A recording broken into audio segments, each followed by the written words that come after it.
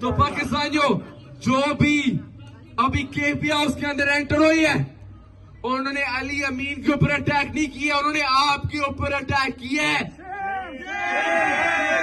कैदी नंबर 804, कैदी नंबर 804, कैदी नंबर 804, कैदी नंबर 804। इमरान को रिहा करो, इमरान को रिहा करो, इमरान को रिहा करो, इमरान को रिहा करो।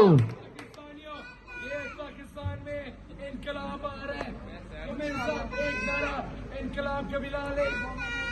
मैं बोलूंगा इनकलाब, आप लोगों ने बोलूंगा जिंदाबाद इनकलाब, जिंदाबाद, जिंदाबाद, जिंदाबाद, जिंदाबाद, जिंदाबाद, जिंदाबाद, जिंदाबाद, जिंदाबाद, जिंदाबाद।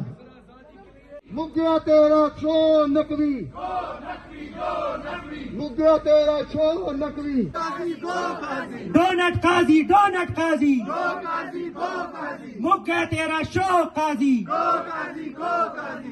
मुक गया तेरा शो काजी, गो काजी, गो काजी।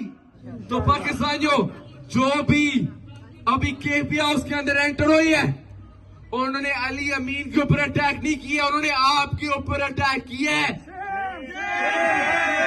उन्होंने आपके हुकूक के ऊपर अटैक किया है। ये जो इमरान खान को रिहा नहीं कर रही है, ये इमरान खान की जात पे अटैक नहीं कर रही है, ये मेरे और आपके मुस्तकबिल पे अटैक कर रही है।